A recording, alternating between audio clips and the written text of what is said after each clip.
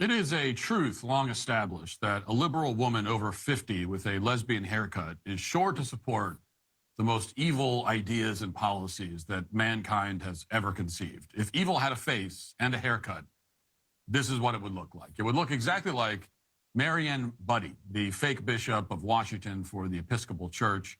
They say that you shouldn't judge a book by its cover, but some covers tell the whole story before you even read the first page. And when you see a woman like Mariann, especially if she's wearing priestly garments, you know exactly what you're going to get. And that's what we got. And what Donald Trump got when this fake.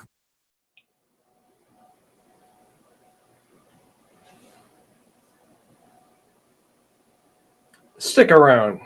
I'm going to give you my 2 cents worth.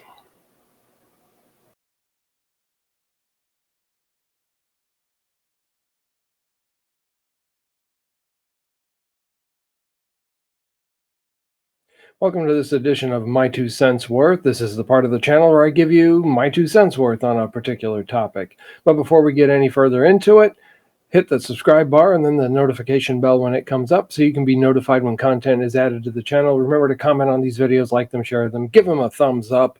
If you're in Chicago, why not give them 2? Hey, vote early, vote often.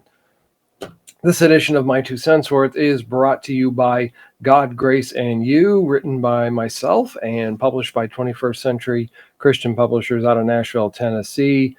And if you haven't noticed, in the religious world, there is a lot of misunderstanding about grace, from the one-sided extreme where it's all grace, you don't have to do a thing, to the other side where checklist Christianity. I went to church, yes, check. I helped an old lady across the street, check.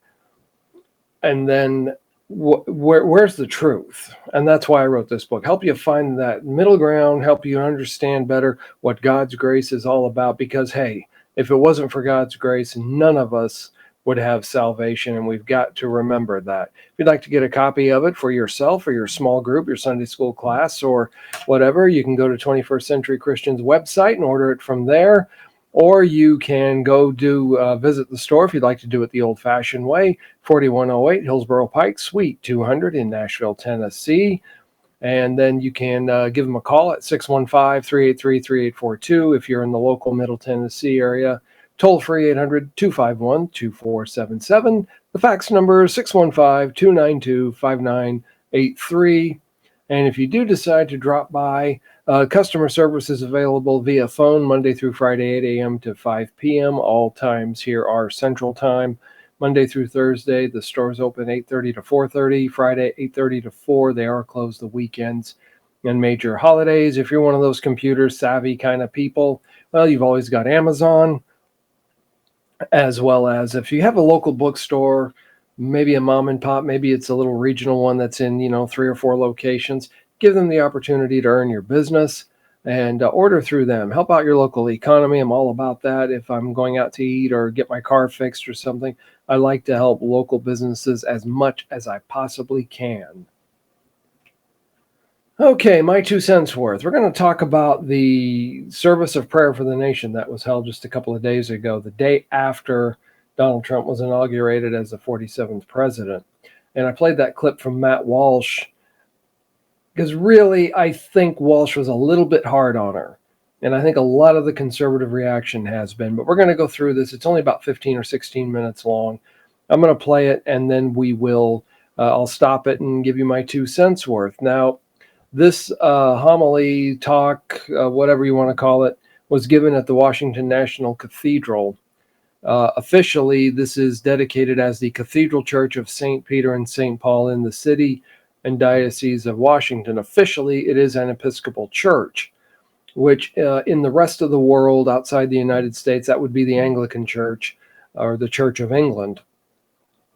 And it is a neo-Gothic design. You can see it. I've never been there. I would love to go there and see it. I'm quite fascinated by that style of architecture. It is, if you're into trivia, it is the 3rd tallest building in Washington, D.C., the 2nd largest church building in the United States. And the cathedral is the seat of both the presiding bishop of the Episcopal Church and the bishop of the Diocese of Washington. About 270,000 people visit it annually.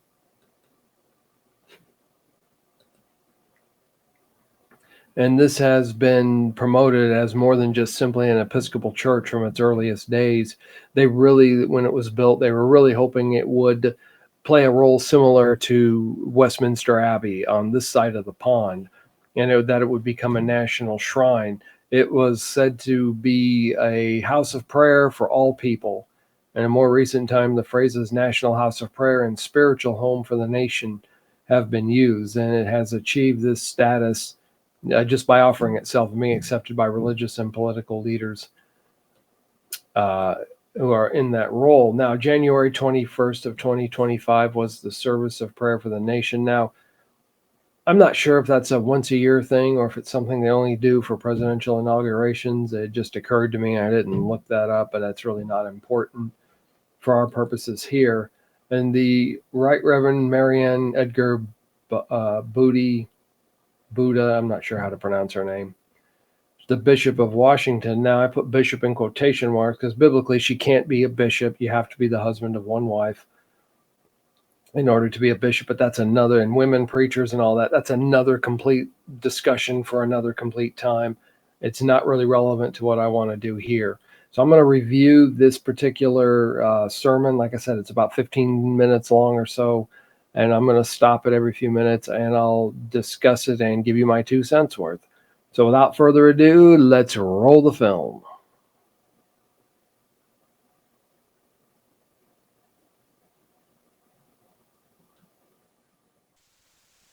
May the words of my mouth and the meditation of all our hearts be acceptable in your sight, O God, for you are our strength and our Redeemer. Amen. Please be seated.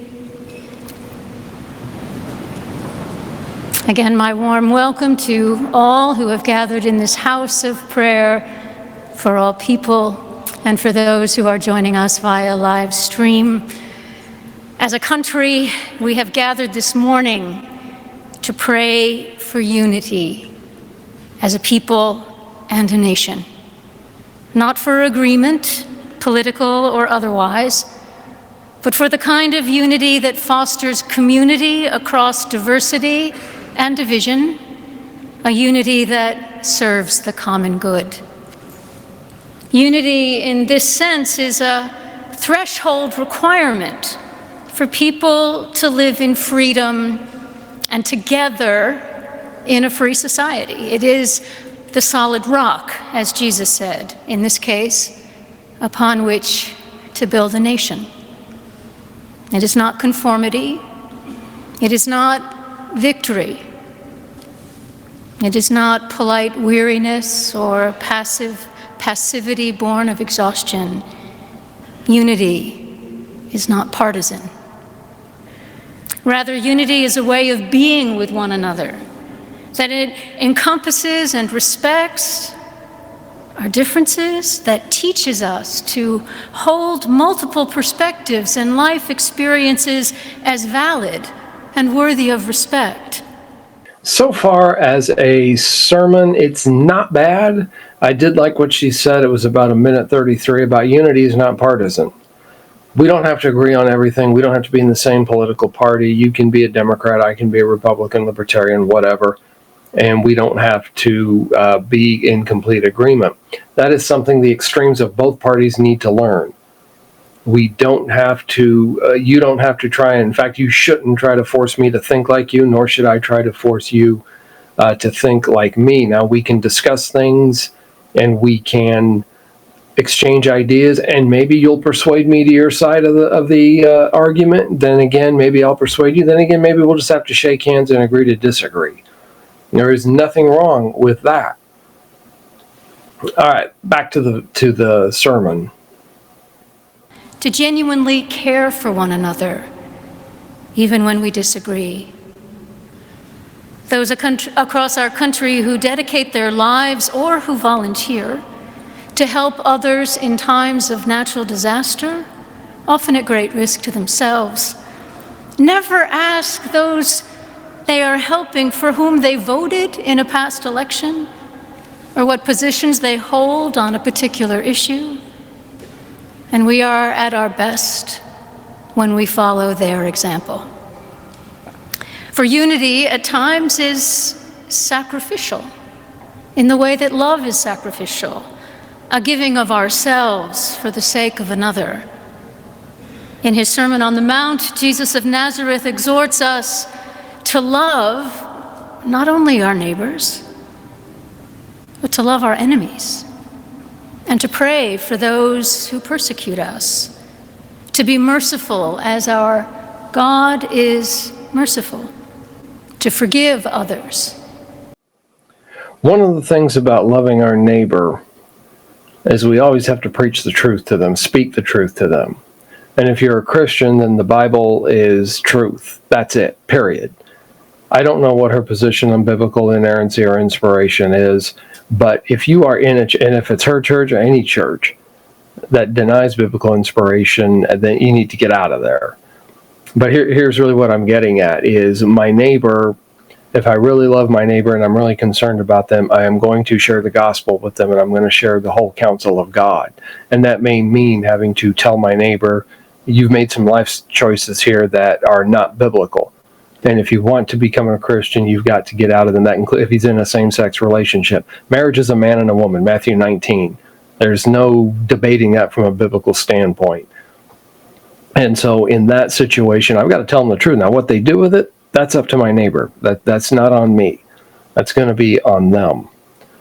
And loving one another, and like the Good Samaritan did, yeah, we should. In fact, I'm going to stop there because she's going to get into some more of that kind of thing about helping people, and I'll come back when she does that. So let's go back to the reverend. By the way, the right reverend, does that imply there's a wrong reverend out there somewhere? This is kind of when I look at church hierarchy and church names, that's something that I've always wondered about. Is there a wrong reverend out there? Just wondering.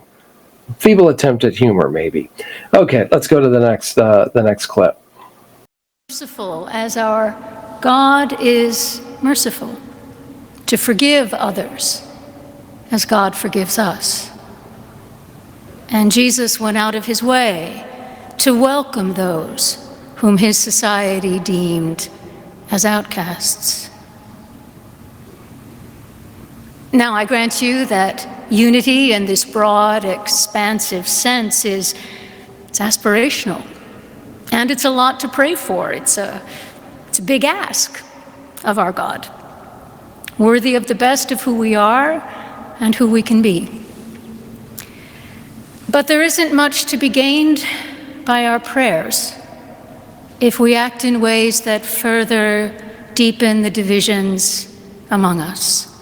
Our scriptures are quite clear about this, that God is never impressed with prayers when actions are not informed by them.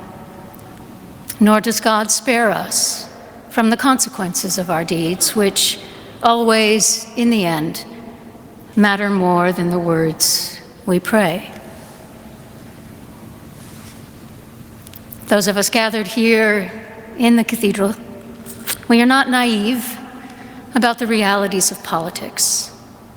When power and wealth and competing interests are at stake, when views of what America should be are in conflict, when there are strong opinions across a spectrum of possibilities and starkly different understandings of what the right course of action is, there will be winners and losers when votes are cast, decisions made that set the course of public policy and the prioritization of resources. It goes without saying that in a democracy, not everyone's particular hopes and dreams can be realized in a given legislative session or a presidential term. I guess I missed something at about 2:23 or 24. She says about never asking someone we are helping about politics, religion.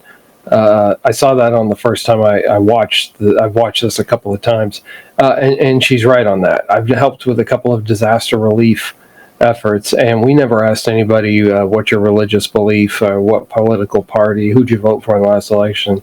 I helped during a tropical storm in Florida several years ago, and if somebody came in and they needed help, we just helped them. And we did the same thing with a tornado out in Colorado. We just helped them. It didn't matter what their religion was. And that's the way it should be. We shouldn't look at your skin color. There was an episode of MASH where Hawkeye Pierce was getting ready to do surgery on it's either North Korean or Chinese, I can't remember. And Frank Burns was still on the show, and he raised, this is an enemy soldier, he's a North Korean or whatever. And Hawkeye said, look, when they come in here, the uniforms come off, so that we are medical personnel. We treat whoever needs our services, whoever's wounded, whoever's injured, we treat them. And that's the way it should be when it comes to helping those who are really in need. And then she said, we who are people of prayer, not everyone's prayers will be answered in the way they would like, but everyone's prayers will be answered. Yes, that is true. I wish more people would say that and stop this notion of, well, I prayed for X, Y, or Z and God didn't answer my prayer. Yeah, he answered your prayer. The answer might have been no, or the answer could be wait a while. There's lots of different ways you can interpret that. But there is no obligation. God is under no obligation to give us a yes answer to every prayer. Just like when you're at the checkout at the grocery store and your 11-year-old, which I happen to have an 11-year-old, grabs off the impulse buy, a candy bar or a magazine or something. And, hey, Dad, will you buy this for me? No, I'm not. Put it back. Oh, come on, Dad. Put it back. Now, she made a request to me. And she got an answer. Was it the answer she wanted? Well, no. Sometimes God gives us an answer we don't want, but it's still an answer to prayer. Okay, we're about 5 minutes into this, so we'll go right back to it. And the prioritization of resources. It goes without saying that in a democracy, not everyone's particular hopes and dreams can be realized in a given legislative session or a presidential term, not even in a generation. Which is to say, not everyone's specific prayers, for those of us who are people of prayer, not everyone's prayers will be answered in the way we would like. But for some, the loss of their hopes and dreams will be far more than political defeat, but instead a loss of equality and dignity and their livelihoods. Given this, then, is true unity among us even possible? And why should we care about it? Well, I hope we care. I hope we care. Now she says we would like, but let's see, about prayers not being answered the way we would like, and elections at the 514 mark. For some, the loss of their hopes and dreams will be far more than political defeat, but instead a loss of equality. Who's losing equality? Nobody's losing any equality. Some people may lose hopes and dreams. You've got people who really wanted Kamala Harris to win or that sort of thing. And okay, better luck next time. Elections have consequences. We all have to accept that. We're going to win some, we're going to lose some. But nobody's lost their equality. Nobody is going to be rounded up and sent to a concentration camp. There may be people in the country illegally who get taken, rounded up, and sent back home. But you're gay, lesbian, or you're a Democrat, whatever, don't worry about it. You're not going to get rounded up and sent off to a concentration camp. Let's continue on. Well, I hope we care. I hope we care. Because the culture of contempt that has become normalized in this country threatens to destroy us. We are all bombarded daily with messages from what sociologists now call the outrage industrial complex. Some of that driven by external forces whose interests are furthered by a polarized America. Contempt fuels political campaigns and social media, and many profit from that.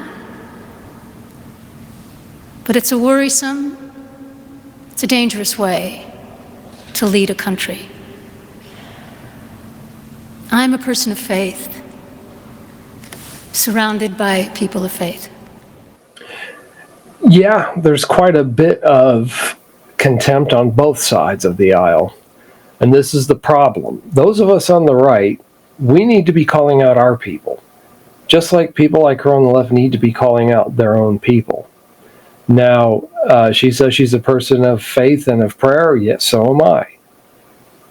And we cannot allow the extremes of either side to be able to dictate the policies or to dictate our actions. And they're on both sides. And so we need to do something about those extremists so that we can have the unity. We don't have to come in and be tearing up a college campus because Ben Shapiro happened to show up to make a speech. If you don't like the speech, don't go. And the same thing is true if somebody on the left shows up. If somebody, Joy Behar happens to show, I don't know if she goes to campuses or not, but if she happens to show up to make a speech or to speak in a class and you're not interested, don't be tearing the place up. Just go on about your business and let them have their say. You don't have to try and shut down your opponent. The only time you're going to do that is if you're afraid of them. Their ideas may win out over mine. That's basically what it means. I'm starting to ramble now, so we'll go back to the sermon. Surrounded by people of faith. Because the culture of contempt that has become normalized in this country threatens to destroy us. We are all bombarded daily with messages from what sociologists now call the outrage industrial complex. Some of that driven by external forces whose interests are furthered by a polarized America. Contempt fuels political campaigns and social media, and many profit from that. But it's a worrisome, it's a dangerous way to lead a country. I'm a person of faith, surrounded by people of faith. And with God's help, I believe that unity in this country is possible. Not perfectly, for we are imperfect people and an imperfect union, but sufficient enough to keep us all believing in and working to realize the ideals of the United States of America, ideals expressed in the Declaration of Independence with its assertion of innate human equality and dignity. And we are right to pray for God's help as we seek unity, for we need God's help. But only if we ourselves are willing to tend to the foundations upon which unity depends. Like Jesus' analogy of building a house of faith on the rock of his teachings as opposed to building a house on sand, the foundations we need for unity must be sturdy enough to withstand the many storms that threaten it. Now, I agree with her that unity is possible, but we've also got to understand the only way it can happen is to understand that the differences that may exist and not treat everybody like the enemy because they happen to think differently than we do or have different opinions. She said contempt fuels political campaigns and social media, and it is a dangerous way to lead a country. You preach it, sister. That is exactly the thing that Donald Trump needs to learn, but not just Trump.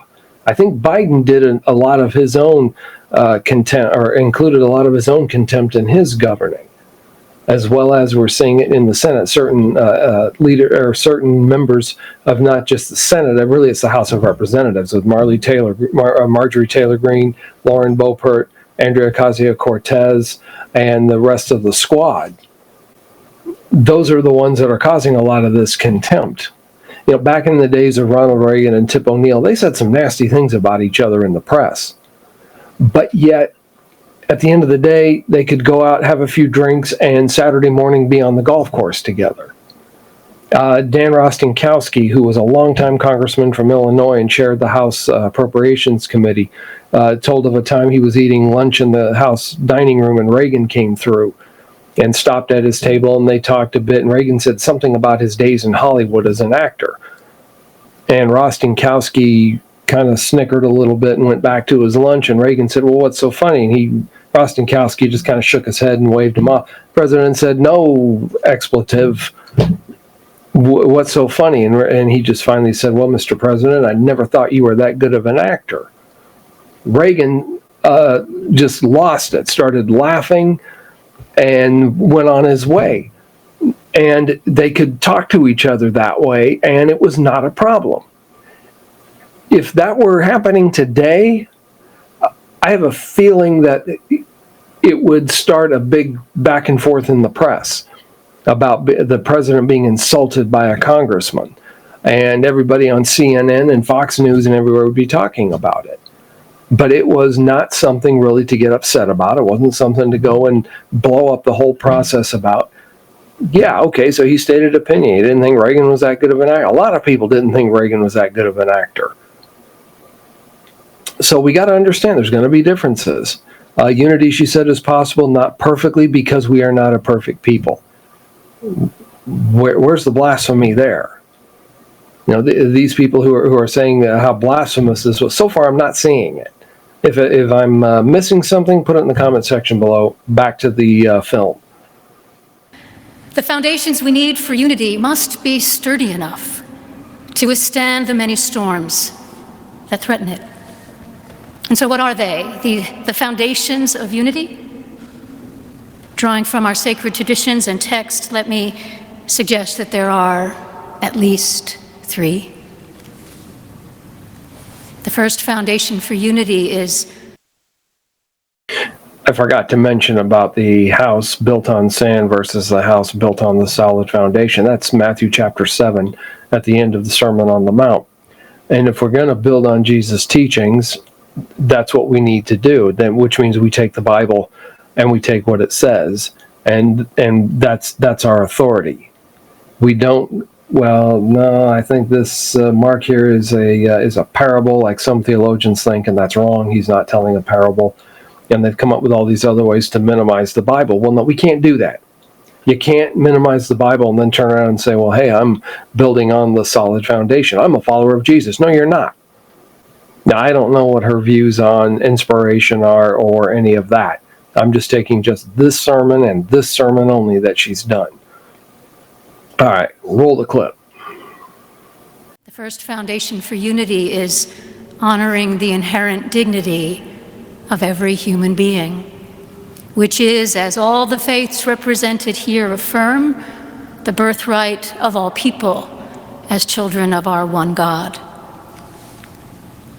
In public discourse, honoring each other's dignity means refusing to mock or discount or demonize those with whom we differ, choosing instead to respectfully debate our differences, and whenever possible, to seek common ground.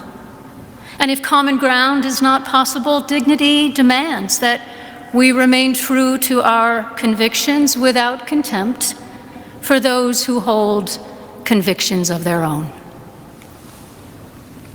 Second foundation for unity is honesty in both private conversation and public discourse. If we're not willing to be honest, there's no use in praying for unity, because our actions work against the prayers themselves. We might, for a time, experience a false sense of unity among some, but not the sturdier, broader unity that we need to address the challenges that we face. Now, to be fair, we don't always know where the truth lies. And there's a lot working against the truth now.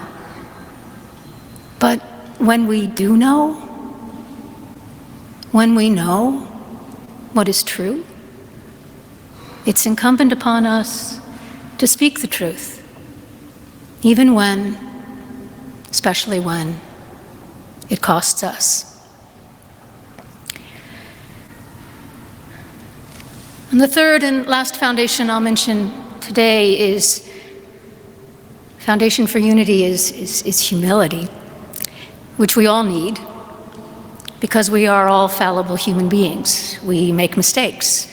We say and do things that we later regret. We have our blind spots and our biases, and perhaps we are most dangerous to ourselves and others when we are persuaded without a doubt that we are absolutely right and someone else is absolutely wrong. Because then we are just a few steps from labeling ourselves as the good people versus the bad people. And the truth is that we're all people. We're both capable of good and bad. Alexander Solzhenitsyn once astutely observed that the line separating good and evil passes not through states, not between classes, nor between political parties, but right through every human heart, through all human hearts. And the more we realize this, the more room we have within ourselves for humility and openness to one another across our differences, because in fact we are more like one another than we realize. So the affirming of human dignity, we can debate our differences yet remain true. We can debate our differences, we need to remain true to the scriptures. It's not an affront to someone's dignity to point out, hey, you're in sin. Now, you may not be that blunt about it, but to point out error is something that we are expected to do. In fact, Paul said to withdraw from those that are walking disorderly and will not receive the teaching that you've been brought. Timothy was told to pay attention to doctrine. Those things are important. She talked about honesty. Okay, honesty and truth. Now here, I'd like to sit down with her and have a talk with her about her definition of truth. Is it that we all have our own truth, or is it the fact that there is truth, period? Can't really tell from this particular talk that she's giving. And then she said we all need humility. Yes, we all do. Donald Trump needs it. He needs to understand that he's a sinner just like everybody else, and he needs Jesus too. I don't believe he's a Christian, given some of the spiritual advisors that he's had around him, such as Paula White, who's a preacher of the prosperity gospel, and has got a lot of other issues, not just with her theology, but her personal character and that sort of thing. We are all capable of good and bad. That's true, 100%. Anybody can be a really good person, and they can also be evil. Most of them aren't going to turn on a dime, but sometimes they might. And so, yeah, we're all capable of good, and we're all capable of evil. An openness to one another across our differences, because in fact we are more like one another than we realize. And we need each other. Unity is relatively easy to pray for on occasions of great solemnity. It's a lot harder to realize when we're dealing with real differences in our private lives and in the public arena. But without unity, we're building our nation's house on sand. And with a commitment to unity that incorporates diversity and transcends disagreement, and with the solid foundations of dignity, honesty, and humility that such unity requires, we can do our part and in our time to realize the ideals and the dream of America.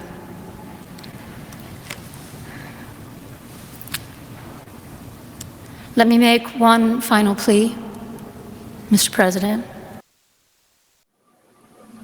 So without unity, we're building our nation's house on sand. Yeah, our foundation right now is getting pretty sandy because of the lack of unity, because of the one side not wanting to talk to the other, because of one side doing videos at Thanksgiving time about how to ruin your family's Thanksgiving because your uncle won't call you by your new trans name, or because they voted for Trump or voted for Biden or whatever.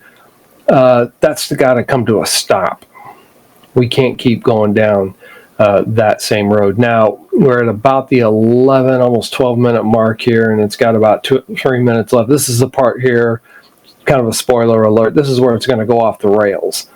And this is the part here that's really the one that got her all the blowback from conservatives from that starting here in about 30 seconds. So let's go back to it. Let me make one final plea, Mr. President. Millions have put their trust in you.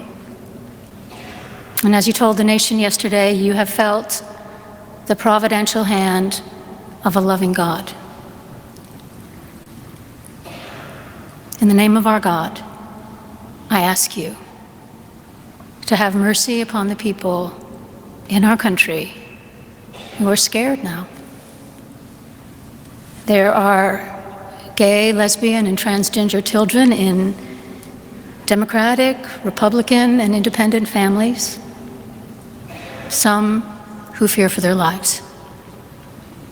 And the people who pick our crops and clean our office buildings, who labor in poultry farms and meat packing plants, who wash the dishes after we eat in restaurants and work the night shifts in hospitals, they may not be citizens or have the proper documentation, but the vast majority of immigrants are not criminals. They pay taxes and are good neighbors. They are faithful members of our churches and mosques, synagogues, wadara, and temples. I ask you to have mercy, Mr. President, on those in our communities whose children fear that their parents will be taken away, and that you help those who are fleeing war zones and persecution in their own lands to find compassion and welcome here. Our God teaches us that we are to be merciful to the stranger, for we were all once strangers in this land. May God grant us the strength and courage to honor the dignity of every human being, to speak the truth to one another in love, and walk humbly with each other and our God for the good of all people in this nation and the world. Amen.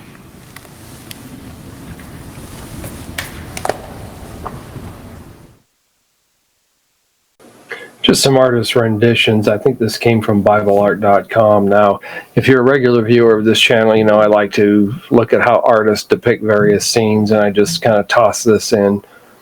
It's a freebie, doesn't cost you anything extra.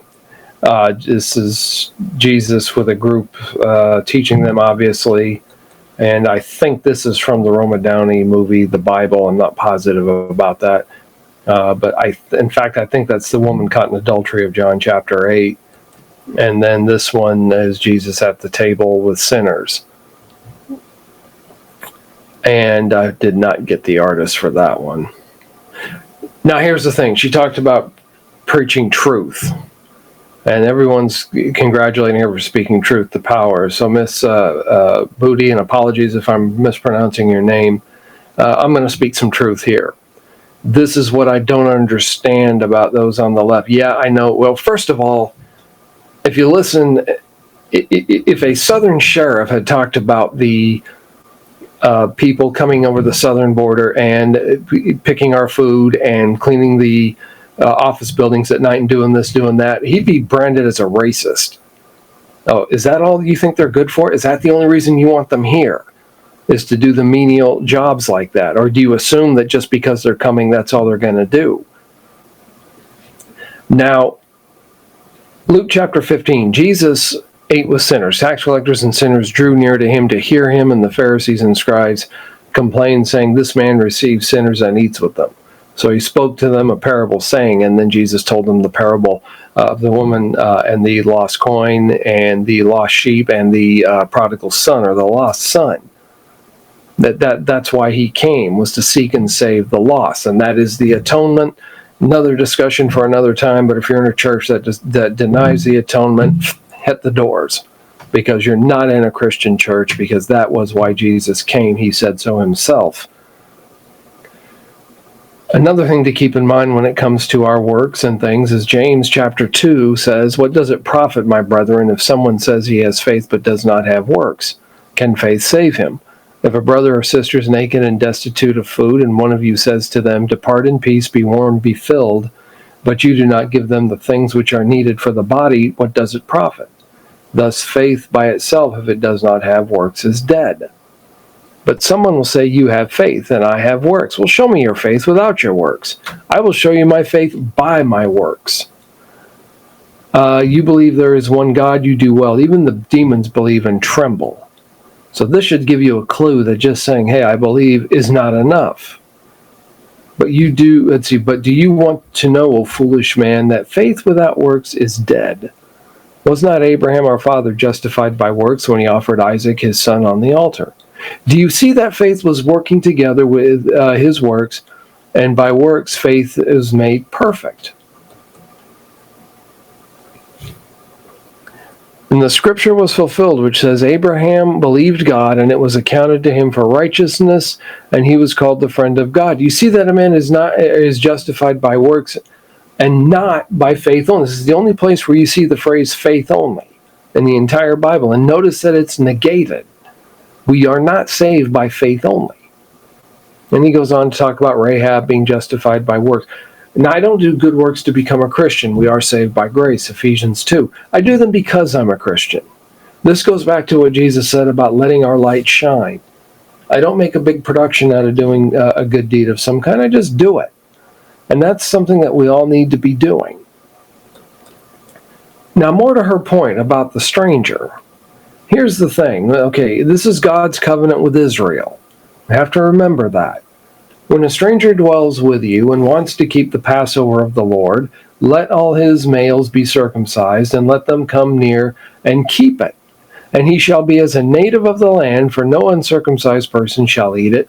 One law shall be for the native born and for the stranger who dwells among you. You shall neither mistreat a stranger nor oppress him, for you were strangers in the land of Egypt. Also, you shall not oppress a stranger, for you know the heart of a stranger, because you were strangers in the land of Egypt. And this is the one I think that they typically go to as Leviticus. And if a stranger dwells with you in your land, you shall not mistreat him. The stranger who dwells among you shall be to you as one born among you, and you shall love him as yourself, for you were strangers in the land of Egypt. I am the Lord your God. Now, the command to love him as yourself and be concerned about his welfare is for all men. And then this is also a context that's going to prohibit dishonest standards and unethical merchants, that sort of thing. And such unscrupulous acts are going to be a violation of God's holiness. He doesn't want us to mistreat those folks among us. Foreigners are to be treated just as everyone else, just like the native born. Note exactly what God says about the foreigner. The believer is to love him as himself. Not a problem. God said it. That settles it, whether you like it or not or believe it or not. But here's the thing. We are not mistreating people simply because we expect them to follow the law. We expect our fellow Americans to follow the law. So we're going to extend that same expectation to anybody who's seeking to enter the country. Follow the law.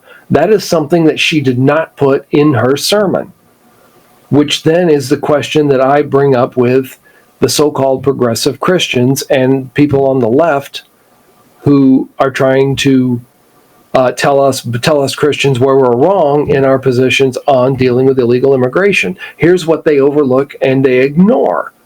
Let every soul be subject to the governing authorities, for there is no authority except from God, and the authorities that exist are appointed by God. Therefore, whoever resists the authority resists the ordinances of God, and those who resist will bring judgment on themselves.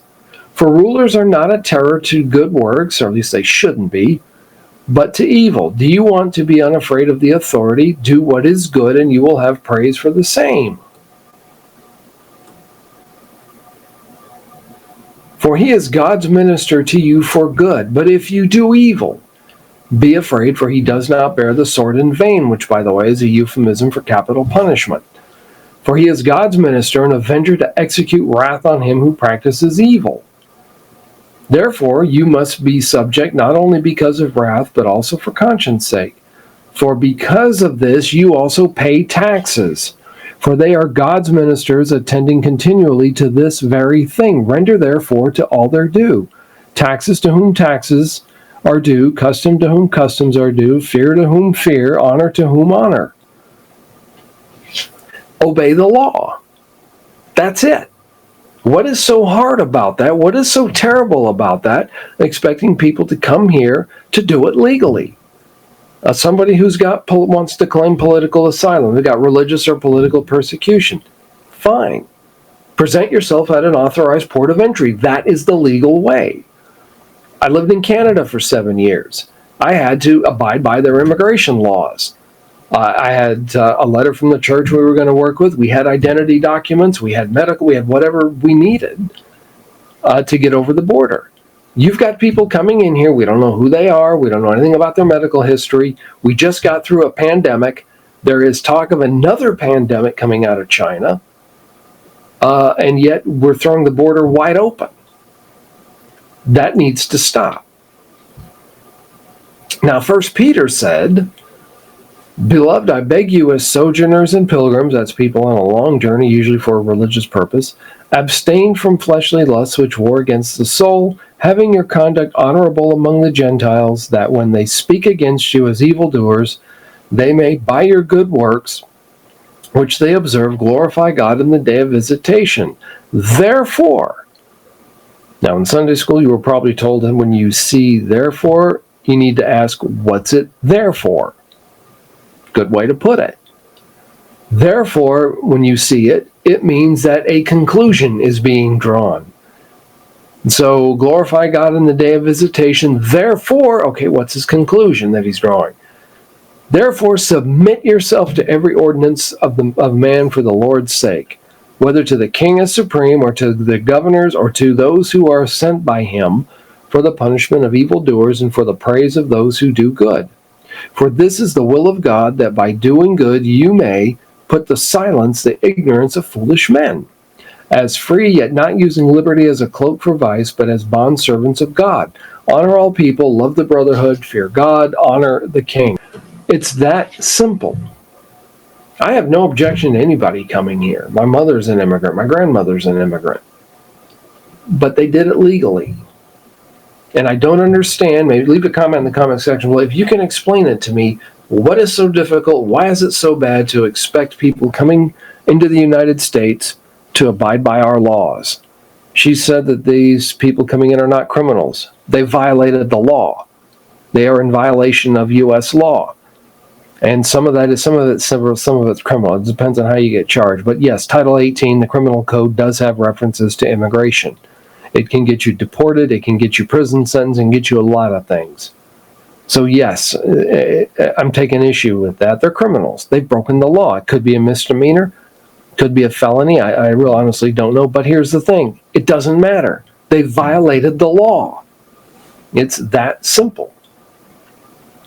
Now, is our immigration system broken? Good question. I don't know.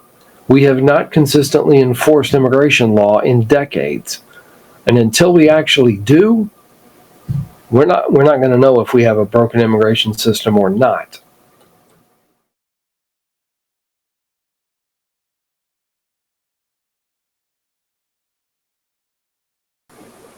Now, as for President Trump's reaction, well, here's a sampling of the reports on his reaction. This is from USA Today. Trump wants apology from bishop who asked him to have mercy on marginalized communities.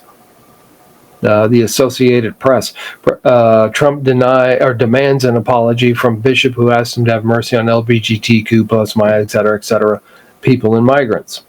And from this AP story that President Donald Trump on Wednesday demanded an apology from the Episcopal Bishop of Washington after she made a direct appeal to him during a prayer service marking his inauguration to have mercy on the LGBTQ community, migrant workers who are in the United States illegally.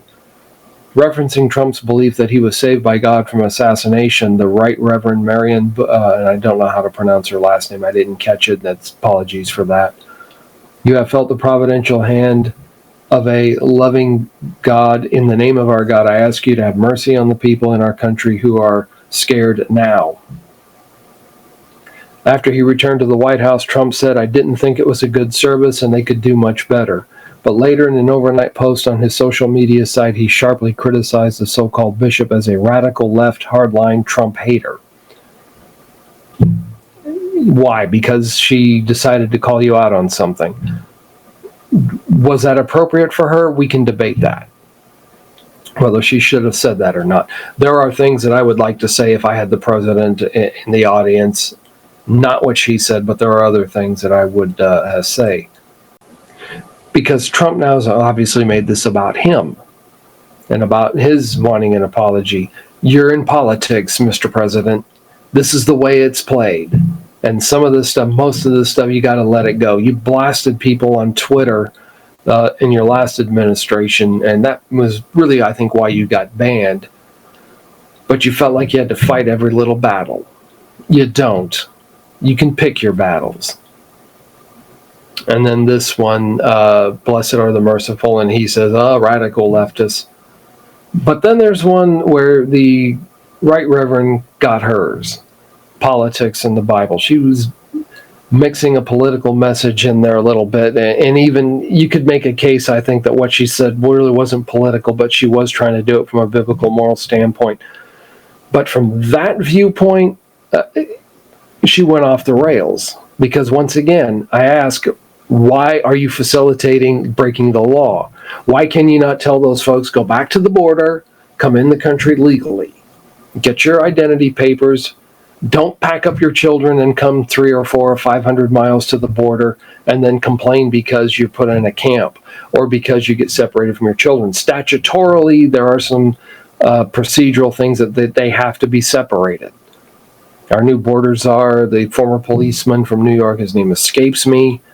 He had the showdown with Andrea Ocasio-Cortez a couple of years ago, and he pointed out the fact he was a policeman in New York. If he arrested an adult who was driving under the influence of alcohol or drugs, and there's children in the car, guess what? Those kids are getting separated until somebody can come get them. And that's just the way it is.